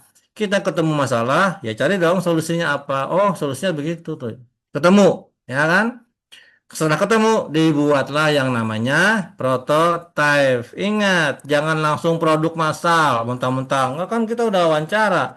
Kita udah dapat informasi dari pelanggan, begini, begini. Kita udah valid lah, sudah lengkap lah datanya. Udahlah, langsung aja kita bikin produk dengan sebanyak mungkin. Mobil banyak langsung kita produksi. Jangan, tidak boleh. Tetap harus melalui yang namanya prototype. Ya, kalau kalau industri kuliner, makanan-makanan, kue-kue namanya tester, itu kan ya. Kalau apa namanya, ada kita dia dunia parfum-parfum ada juga tester kan namanya kan ya. Tester juga tuh. Cek tuh loh. Dicek dulu nih pelanggan suka nggak ya dengan produk kita? Cocok nggak ya? Bikin prototipe. Prototipe tuh wajib kalau kita bicara perusahaan, wajib tuh harus. Kenapa? Tadi meminimalisir apa? Risiko. Ya, karena kalau kita udah kepedean, terus bikin produk secara massal, banyak gitu ya, ya risiko. Kalau gagal, tidak laku, habislah sudah. Berapa mungkin kalau kita bicara level perusahaan besar ya udah bicara miliaran, bahkan mungkin ratusan puluhan miliar kan setiap mereka memproduksi massal tuh udah bicara miliaran tuh modal. Bayangkan kalau kalau gagal produknya, ya kan investor bisa kalau nggak gila ya hebat tuh. Tes ya, setelah jadi prototipe dites, minta pengguna kita, minta calon bayar kita untuk ngetes. Pak Bu, ini ada mobil baru masih prototipe, tolong di test drive. Menurut Bapak Ibu kurangnya apa? Apa sisi mesin, keandalannya, interiornya, bodinya mungkin seperti apa, atau mungkin bentuknya apa namanya modelnya mungkin modelnya kok jadul mungkin gitu kan ya. Oke, kita bikin model yang lebih futuristik misalnya gitu kan, yang model yang bagus gitu kan sekarang itu bisa jadi masukan juga tuh, ya. Nah, ini ada 5 tahapan dalam di design thinking. Ini harus dilalui nih satu-satu nih. Ini proses ya, urutan nih, berurutan. Ya, nggak boleh langsung. Udahlah kita langsung bikin aja prototype. Dari prototype kita minta masukan. Baru kita minta masukan ke pelanggan. Oh, nggak boleh. Bahkan sekelas produk prototype itu juga memerlukan investasi kan. juga memerlukan modal. Ada dana yang ditanamkan dari satu produk prototype. Nggak boleh kita asal-asalan. Tetap lalui namanya proses empathize, define, ideate gitu kan ya. Baru ke tahapan prototype. Ini 5 tahap design thinking. Nah, aplikasinya seperti apa design thinking itu? Aplikasinya adalah pengembangan produk baru, baik barang maupun jasa, perbaikan proses bisnis, itu design thinking juga digunakan atau diaplikasikan di situ. Transformasi digital dan layanan publik ya, design thinking juga diaplikasikan di situ. Inovasi sosial dan pendidikan, itu aplikasi dari yang namanya design thinking. Nih pengukuran ya, terakhir kita membahas tentang pengukuran. Sebagus apapun inovasi, ide-ide kreatif ya yang kita buat tetap harus kita ukur, tetap harus kita nilai berhasil atau tidak ini inovasi yang kita buat. Sejauh mana sih kesuksesannya dalam mencapai tujuan? Itu juga harus kita ukur. Jangan juga asal-asalan mentang-mentang inovasi, mentang-mentang baru. Oh, ini ada yang baru nih, produk baru. Tapi kita nggak punya ukuran. Ukuran apa? Ukuran produk itu berhasil atau tidak gitu loh. Ya, ini beberapa contoh yang biasanya digunakan perusahaan untuk mengukur keberhasilan sebuah inovasi. Ada yang namanya KPI finansial, ROI, efisiensi. Ya, kita lihat ketika inovasi ini diterapkan, apa sih efeknya terhadap keuangan?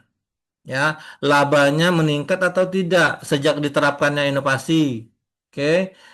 Terjadi efisiensi enggak? Biayanya menurun apa tidak? Ya, sejak diberlakukannya efisiensi. Oke. Ini KPI atau Key Performance Indicator dari aspek finansial. Ada juga nih KPI dalam hal pasar, market. Produk kita diterima nggak? Laku nggak di pasar? Kayak banyak yang beli nggak? Ya, produknya uh, digunakan pelanggan, bayar, mereka puas apa tidak? Atau malah kecewa? Ya, ini sejak saya menggunakan produk ini kok malah jadi kacau, misal gitu kan ya. Kan malah produknya jadi bikin riuh gitu misalkan ya. Berarti kan produk kita gagal. Walaupun mungkin dibeli, tapi efeknya apa? Nggak akan ada yang mau beli kan gitu. Itu juga ukuran, apakah inovasi kita diterima pasar, buyer, customer, pelanggan atau tidak. Itu juga ukurannya seperti itu. Ada juga namanya KPI, Key Performance Indicator dalam hal operasional. Kita lihat prosesnya, proses menciptakan produk itu eh, terjadi nggak yang namanya efisiensi, ya. Biayanya lebih rendah apa enggak sejak diterapkannya inovasi itu. Terus prosesnya bisa dipersingkat apa tidak? Yang tadi mungkin untuk menciptakan atau membuat satu produk misal 3 hari diterapkan inovasi bisa jadi 2 hari enggak atau malah bisa jadi sehari enggak? Nah gitu. Kalau setelah diterapkan inovasi tetap aja 3 hari berarti apa? Berarti inovasinya tidak sukses atau gagal. Oke? Atau juga dalam hal kualitas pelayanan, bagaimana nih dengan penerapan inovasi? Pelayanan lebih bagus apa tidak? Orang ketika dilayani merasa happy apa tidak dengan pelayanan kita? Itu juga bisa diukur, inovasi kita juga diusul, dapat bisa diukur dengan KPI operasional. Ada juga yang terakhir KPI atau Key Performance Indicator atau pengukuran kesuksesan inovasi itu dengan cara KPI sosial. Oke, bisa kita lihat tuh dampaknya dalam apa dari aspek sosial itu seperti apa? Apakah peningkatan kesejahteraan masyarakat, masyarakat lebih nyaman, lebih mudah dalam beraktivitas dengan menggunakan produk-produk inovasi kita, atau bagaimana? Ya, ini kita bisa lihat tuh kita pantau gitu kan ya. Oh, dengan menggunakan handphone kita, ya kita misalnya Apple gitu ya, atau mungkin Samsung dengan kita perusahaan Samsung nih ya. Misal perusahaan Samsung menggunakan menciptakan produk Samsung sekarang series berapa? Itu di masyarakat mempermudah nggak di masyarakat dengan fitur-fitur manfaat-manfaat yang disediakan oleh handphone Samsung, masyarakat atau user itu lebih mudah nggak kehidupannya. Nah, itu yang kita ukur pada saat kita ingin melihat apakah inovasi kita itu sukses atau tidak. Oke, seperti itu. Nih, kalau kita bicara pengukuran atau KPI, Key Performance Indicator inovasi, Kalau kita bicara secara finansial, ini contoh ya, contoh mengukur secara sederhana berapa persen sih keberhasilan sebuah inovasi. Return on Innovation Investment, ya formulanya ROII, keuntungan dari inovasi dikurangi biaya inovasi dibagi biaya inovasi, jadi dikali 100%. Itu berapa persen hasilnya? Oke, kita lihat ukurannya ada itu. Ya, kalau di atas 70% dikatakan sukses, ya inovasinya. Misal hasilnya mungkin 75%. Oh, berarti sukses nih. Kalau 50% ke atas, mungkin ya sukses, cuman nggak maksimal. Di atas 25%, apa namanya, cenderung mengarah kegagalan. Di bawah 25%, berarti inovasinya gagal. Itu contoh penghitungan secara sederhana gitu ya. Apakah inovasi yang diterapkan perusahaan itu berhasil atau tidak? Ingat, di situ ada komponen biaya, kan ada komponen apa? Komponen dana tuh. Ya ada keuntungan, ada biaya, ya. Itu komponen penghitungan ROII-nya seperti itu, ROI. Ya ini sederhananya. Nah, kita sekarang tahun masa depan seperti apa sih? Ya, inovasi di masa depan tuh sangat-sangat dipengaruhi oleh yang namanya AI, Artificial Intelligence. Saya juga sangat-sangat menghimbau teman-teman nih mahasiswa semua terbiasa juga. Yuk, yuk membiasakan diri dengan yang namanya AI. Tapi ingat, jangan kita yang dikuasai AI. Jangan manusia yang dikuasai AI. Kita yang mengendalikan AI. Kenapa? Karena kecenderungan saat ini kita yang malah dikuasai AI. Caranya apa? Buktinya apa? Teman-teman yang sudah menggunakan ChatGPT siapa? Banyak mungkin ya sudah pernah menggunakan ChatGPT kan?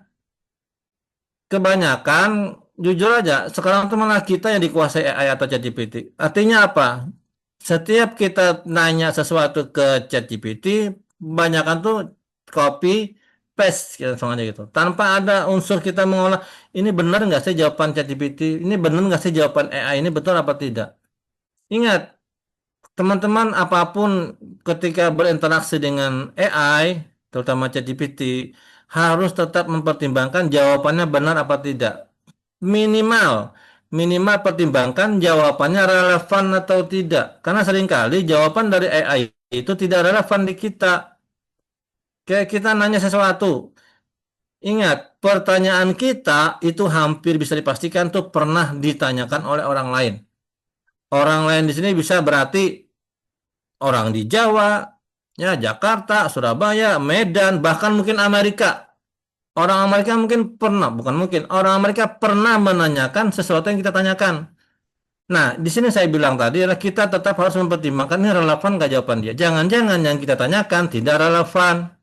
Contoh, saya pernah nanya tuh ke ChatGPT, apa potensi usaha yang baik di kota Palangkaraya? Itu jawabannya luar biasa tuh. Tapi apa? Tapi ternyata tidak relevan.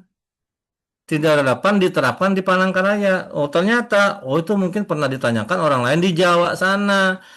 Cocok di Jawa, Surabaya, Jakarta, mungkin di Bandung, Semarang, Jogja mungkin cocok, tapi di kita belum cocok. Nah, itu saya bilang tidak relevan. Jawabannya betul. Potensi usahanya A, B, C. Terus saya lihat kok belum belum belum cocok bisnis ini di Palangkaraya gitu loh. Yang nggak cocok.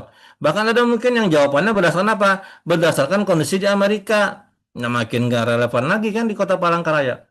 Nah, itu saya bilang, teman-teman kalau mau berinteraksi dengan AI, tetap harus gunakan daya daya daya pikir kita lah sebagai manusia. Minimal banget lihat jawabannya relevan atau tidak sih dengan kita gitu. Ya, karena AI itu juga berdasarkan apa? Berdasarkan big data. Otaknya AI, otaknya AI itu adalah big data. Big data dapat dari mana? Kumpulan pertanyaan-pertanyaan orang lain seluruh dunia itu dikumpulkan yang namanya big data di situ.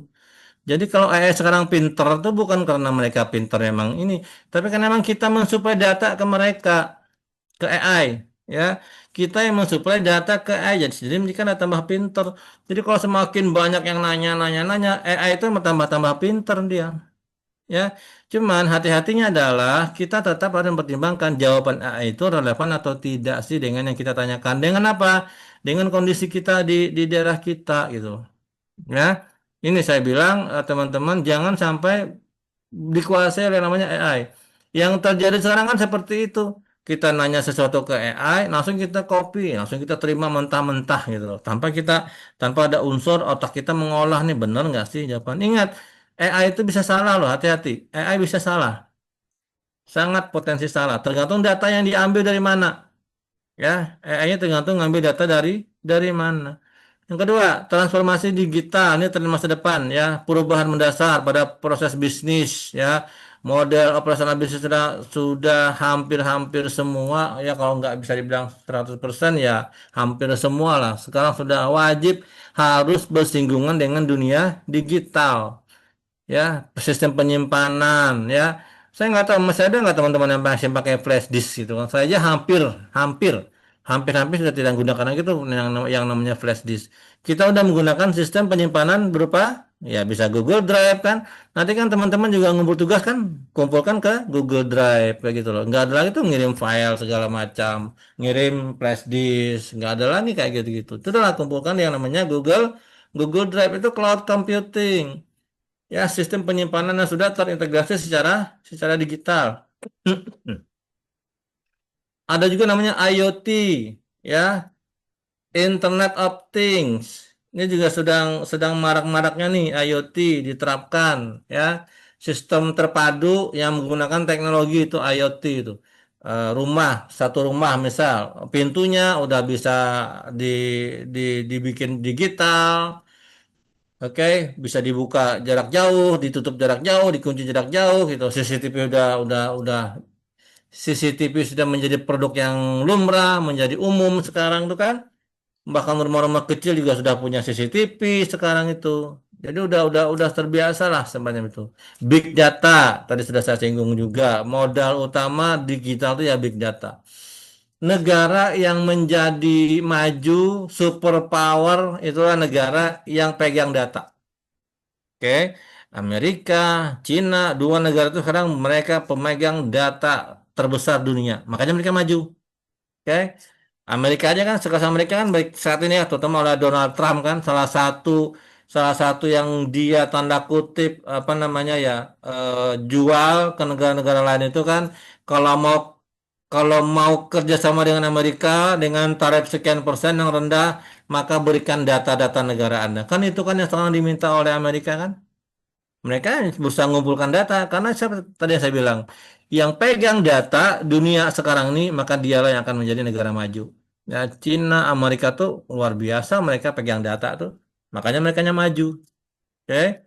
Terus ada namanya sustainability innovation itu tren masa depan seperti itu. Inovasi tadi sudah disinggung harus mempertimbangkan keberlanjutan.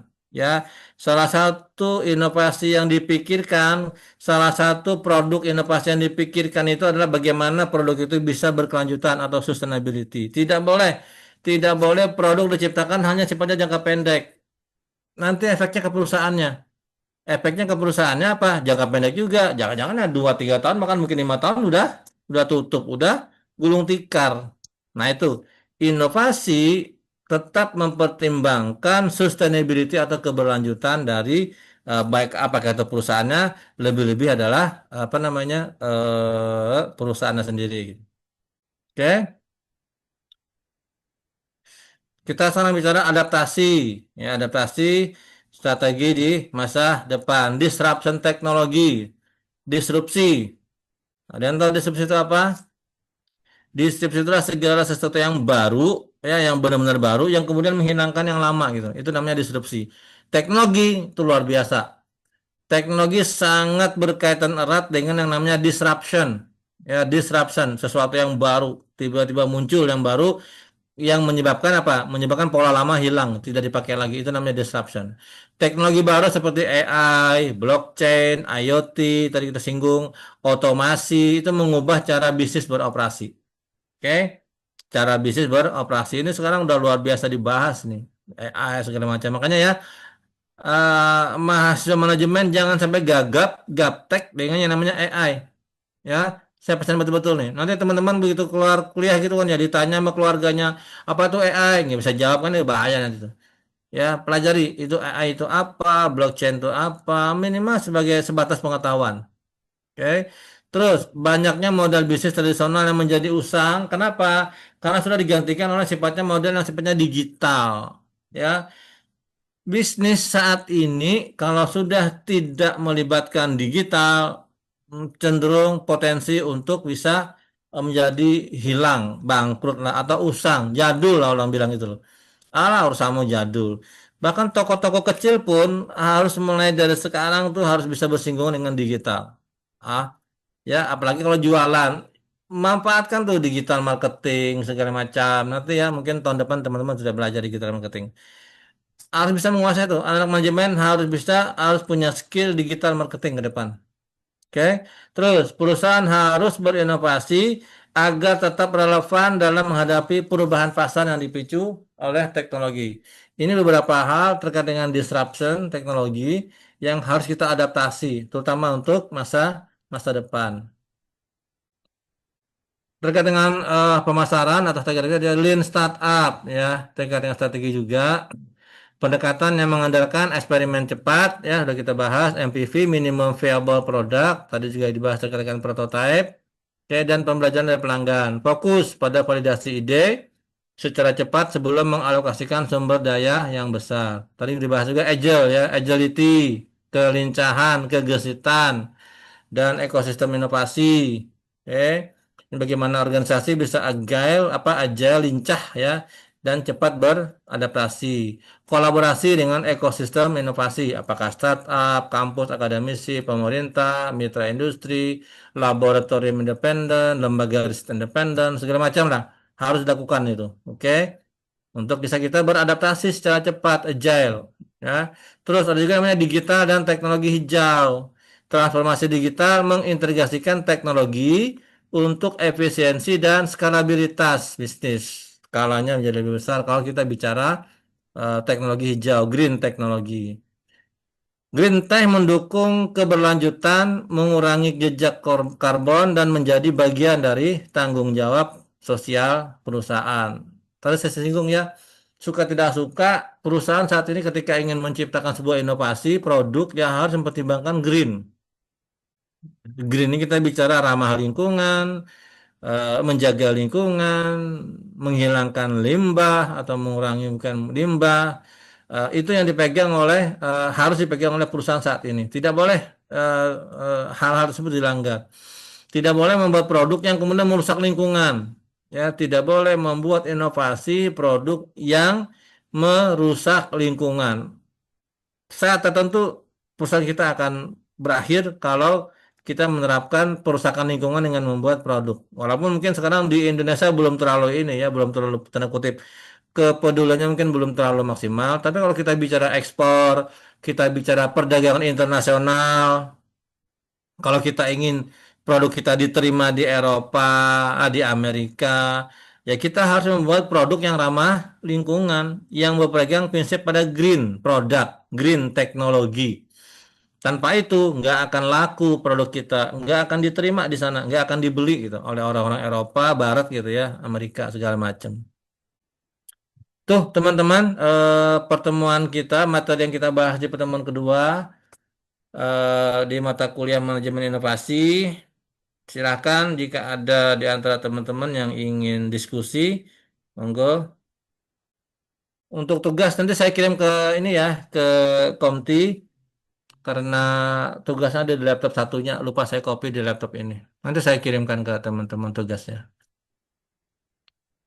Link absensi sudah dikirim panitia kan ya? Dikirim TU kan, link absensi. Sudah, Pak. Oke, silakan jika ada yang ingin didiskusikan teman-teman.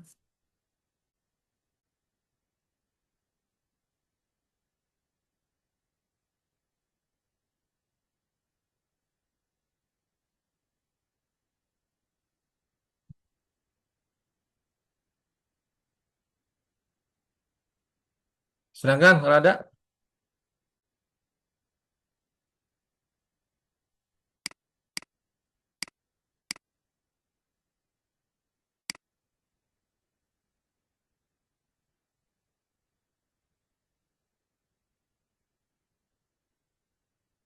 Untuk tugasnya nanti saya kirim ya ke Komti ya.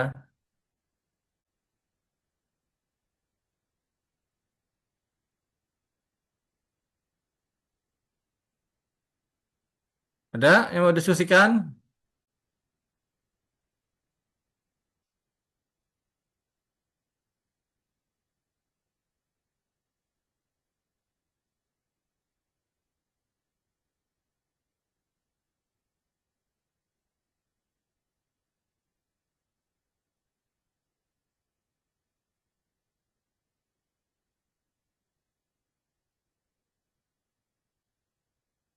Cukup? Nanti siang ada masuk mata kuliah apa lagi?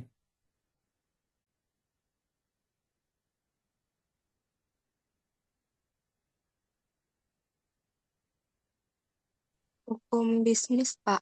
Oh, hukum. Hukum bisnis siapa? Pak Ahiril ya? Kalau nggak salah. Iya. Oke, sip. Oke, yuk silakan. Ada yang mau didiskusikan?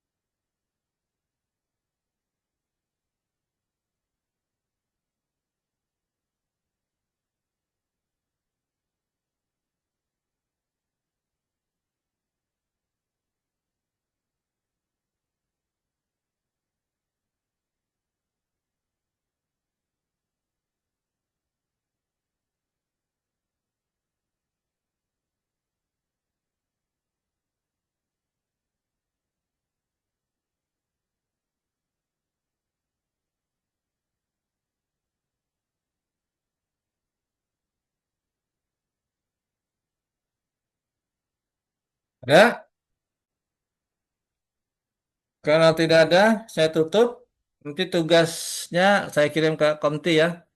Juga sama ini juga, sama materi dan rekamannya. Rekaman hari ini juga akan saya kirim. Berarti rekaman, materinya, dan tugasnya akan segera saya kirimkan. Tugasnya maksimal dikumpul 1 minggu ya. 1 minggu ke depan. Ini hari apa? Hari Sabtu. Berarti paling lambat Sabtu depan ya. Sudah harus dikumpul, diupload di Google Drive yang disediakan oleh TU. Oke? Baik, kalau tidak ada yang ingin didiskusikan oleh teman-teman, saya tutup pertemuan kita yang terakhir di mata kuliah ini. Ya, sampai jumpa di mata kuliah berikutnya semester depan. Saya nggak tahu semester depan, yang pasti semester depan mungkin di manajemen strategi. Ya, nanti ketemu saya di mata kuliah manajemen strategi semester depan. Kita akan belajar tentang strategi itu seperti apa, manajemennya ya, manajemen strategi itu seperti apa nanti dan seluk beluknya seperti apa lah. Oke, kerjakan tugas dengan sebaik mungkin agar nilai kalian juga bagus, tapi jangan cuma fokus kepada nilai ya, tetap fokus kepada apa sih yang kalian dapat gitu dari mata kuliah manajemen inovasi ini. Harus ada ilmu yang kalian dapat ya dari mata kuliah. Semua mata kuliah jangan sampai teman-teman hanya fokus kepada nilai. Jangan sampai seperti itu. Tetap fokus saya dapat ilmu apa gitu dari mata kuliah yang diajarkan oleh para dosen yang ada. Baik, terima kasih atas kehadiran teman-teman semua dalam pertemuan ini. Semoga ada manfaat, bermanfaat semua buat teman-teman dan memberikan pengetahuan terkait dengan ilmu manajemen inovasi. Terutama saya kuncinya saya tekankan adalah biasakan untuk kreatif. Oke. Jadikan kreativitas menjadi hal yang biasa buat teman-teman. Apalagi yang teman-teman yang sudah bekerja kan ya. Coba deh, teman-teman kalau kreatif pasti akan menonjol di tempat kerjanya. Banyak ide kreatif itu pasti akan menjadi karyawan yang lebih menonjol dibandingkan teman-teman yang lain yang sifatnya pasif aja gitu. Pasti itu.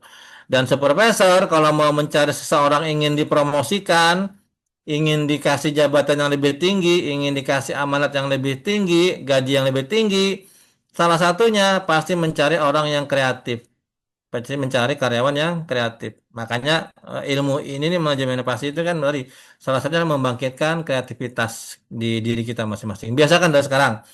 Oke, agar nanti satu saat begitu betul-betul terjun dunia kerja, teman-teman jadi terbiasa tuh dengan yang namanya kreativitas. Baik, sekian, terima kasih. Saya tutup pertemuan kita. Mudah-mudahan semuanya mendapatkan ilmu dan nilai yang terbaik nanti ya. Nanti nilainya sama-sama buat teman-teman, sama-sama dengan teman-teman yang regular juga nanti kita bikin. Sekian, terima kasih. Assalamualaikum warahmatullahi wabarakatuh. Waalaikumsalam warahmatullahi Waalaikumsalam wabarakatuh. warahmatullahi wabarakatuh. Terima kasih, Pak. Ya, saya Alif ya.